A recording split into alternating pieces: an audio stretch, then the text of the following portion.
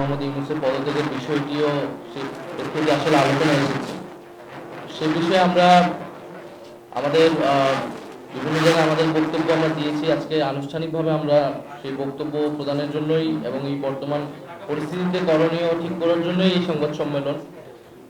আমরা যেটা আমাদের সদস্য সচিব বললেন যে একটা গণঅভ্যুত্থানের প্রেক্ষিতে ডক্টর মোহাম্মদ ইউনূস উনি আসলে সরকারের দায়িত্ব নিয়েছিলেন এবং এই অন্তর্বর্তী সরকার কাছ থেকে আমাদের প্রত্যাশা ছিল বা প্রত্যাশা আছে যে গণঅভ্যুত্থানের আকাঙ্ক্ষা, যেটা বিচার এবং সংস্কার এবং পরবর্তীতে মানুষের ভোটাধিকার নিশ্চিতের জন্য শান্তিপূর্ণ ক্ষমতা হস্তান্তর অর্থাৎ নির্বাচনের দিকে বাংলাদেশ যাবে।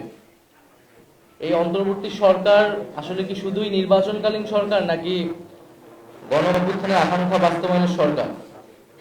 এইটা একটা মৌলিক বিষয়। আমরা মনে করি যে এই অন্তর্বর্তী সরকার একটা গণঅভ্যুত্থানের প্রেক্ষিতে তৈরি হয়েছে এবং ফলে তার গণঅভ্যুত্থানের যে আকাঙ্ক্ষা, সেই আকাঙ্ক্ষা বাস্তবায়নের একটা দায়বদ্ধতা রয়েছে।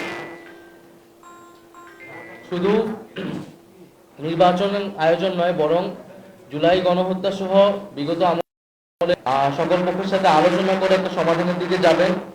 আমরা মনে করি যে জুলাই ঘোষণাপত্রের যেই নির্ধারিত সময় দেওয়া হয়েছিল, সময় কিন্তু আগাচ্ছে, ফলে নির্ধারিত সময়ের মধ্যেই জুলাই ঘোষণাপত্র প্রদানের ব্যবস্থা করা উচিত এবং বিচার, সংস্কার এবং নির্বাচন এই তিনটিরই রোডম্যাপ একসাথে প্রকাশ করা উচিত। দলগুলোর মধ্যে এক ধরনের স্বস্তি তৈরি হবে, আস্থার জায়গা তৈরি হবে। ফলে আমাদের অন্তর্বর্তী সরকারের প্রতি আহ্বান, জুলাই ঘোষণাপত্র এবং বিচার, সংস্কার এবং নির্বাচনের রোডম্যাপ একত্রে ঘোষণা করা এবং সব পক্ষের সাথে আলোচনা করে একটা সুষ্ঠু সমাধানের দিকে যাওয়া। পাশাপাশি রাজনৈতিক দলগুলো এবং আমাদের জনগণের প্রত্যেকেরই আসলে দায়িত্বশীল আচরণ করতে হবে।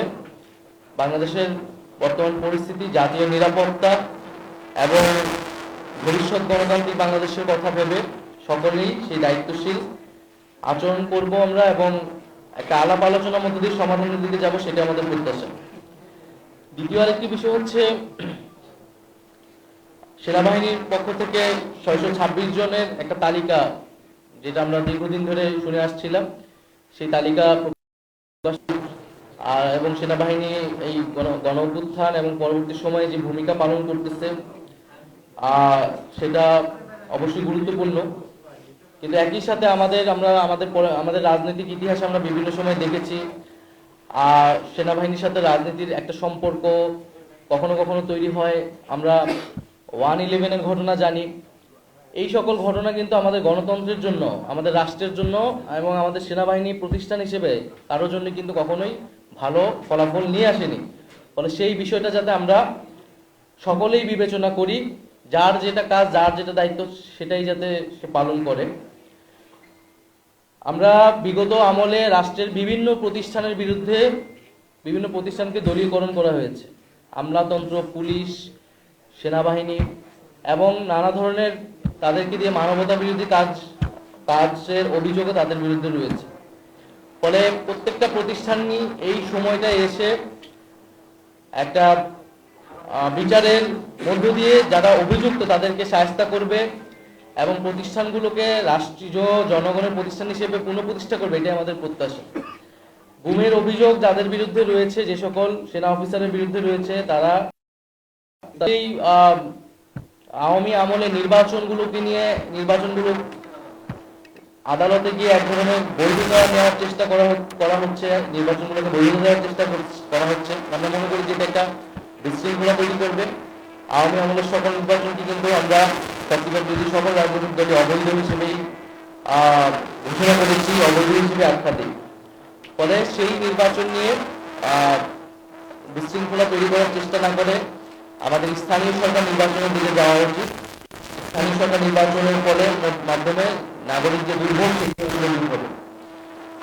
আমরা নির্বাচন কমিশন নিয়ে বলেছি, নির্বাচন কমিশন আমাদেরকে কর্মসূচি ছিল। নির্বাচন কমিশন যে নিরপেক্ষতা, যে আস্থা, সেই আস্থাটা হারিয়েছে বলে আমরা মনে করছি। নির্বাচন কমিশন যদি সেই আস্থার জায়গায় ধরে রাখতে না পারে, তাহলে এই নির্বাচন কমিশনের পক্ষে একটা সুষ্ঠু নির্বাচন দেওয়া সম্ভব নয়। ফলে নির্বাচন কমিশনকে আস্থার জায়গায় আসার চেষ্টা করতে হবে, অথবা তাকে দায়িত্ব ছেড়ে দিতে হবে বলে আমরা মনে করি। সর্বশেষ যে দুই ছাত্র উপদেষ্টা অন্তর্বর্তী সরকারে রয়েছে তাদের সাথে জাতীয় নাগরিক পার্টির কোনো সম্পর্ক নেই। তারা গণ অভ্যুত্থানের প্রেক্ষিতে গণ অভ্যুত্থানের প্রতিনিধি হিসেবেই সেই সময় সরকারে গিয়েছিলেন, আমিও তাদের মধ্যে সেই সময় একজন ছিলাম।